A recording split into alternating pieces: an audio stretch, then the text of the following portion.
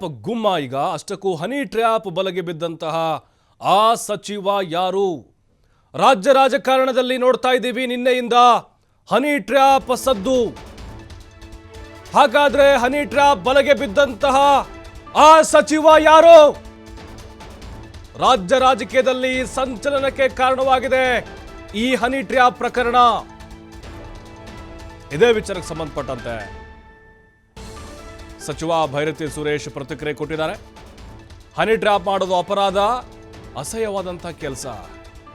Honey trap ಮಾಡುವವರ ಮೇಲೆ ಕ್ರಮಗಳಾಗಬೇಕು. ನನ್ನ ಪ್ರಕಾರ ಪ್ರಭಾವಿಗಳು ಇದರಲ್ಲಿ ಇಲ್ಲ, ಅಂಥವರನ್ನ ಪೊಲೀಸರು ನೋಡಿಕೊಳ್ತಾರೆ ಅಂತ ವಿಧಾನಸೌಧದಲ್ಲಿ ಸಚಿವ ಭೈರತಿ ಸುರೇಶ್ ಹೇಳಿದ್ದಾರೆ.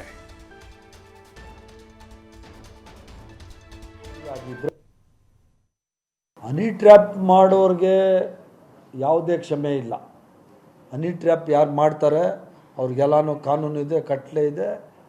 ಆ ಕಾನೂನು ಪ್ರಕಾರ ಅವ್ರನ್ನೆಲ್ಲರೂ ಒಳಗಡೆ ಹಾಕ್ಬೇಕು ಅಷ್ಟೇ. ಹನಿ ಟ್ರ್ಯಾಪ್ ಅನ್ನೋದೇ it's A most dangerous thing. ಅದರಷ್ಟು ಅಸಹ್ಯವಾದ ಕೆಲಸ ಯಾವುದೂ ಇಲ್ಲ.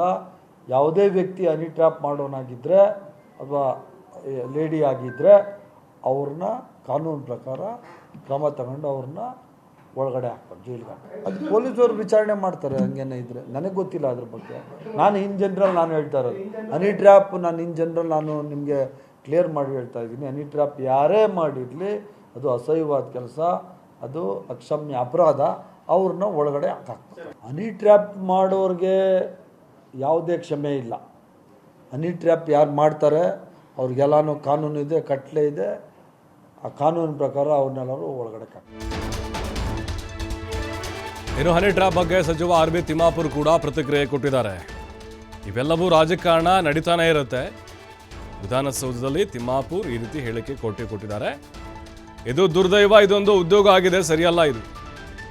ಆರ್.ಬಿ. ತಿಮ್ಮಾಪುರ್ ಅವರ ಅಭಿಪ್ರಾಯ ಇದಾಗಿದೆ.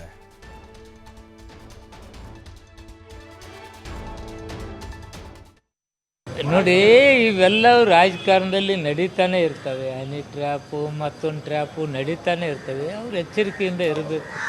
ಅದೊಂದು ಗ್ಯಾಂಗೇ ತಯಾರಾಗಿಬಿಟ್ಟಿದೆ. ಅದು ದುರ್ದೈವ. ಅದೊಂದು ಉದ್ಯೋಗ ಮಾಡ್ಕೊಂಡಿದ್ದಾರೆ. ಅದು ಬೇಸರ ತರ್ತಕ್ಕಂಥ ವಿಚಾರ. ನೋಡಿ, ಇವೆಲ್ಲವೂ ರಾಜಕಾರಣದಲ್ಲಿ ನಡೀತಾನೆ ಇರ್ತವೆ. ಹನಿ ಟ್ರ್ಯಾಪು ಮತ್ತೊಂದು ಟ್ರ್ಯಾಪು ನಡೀತಾನೆ ಇರ್ತವೆ. ಅವ್ರು ಎಚ್ಚರಿಕೆಯಿಂದ ಇರಬೇಕು.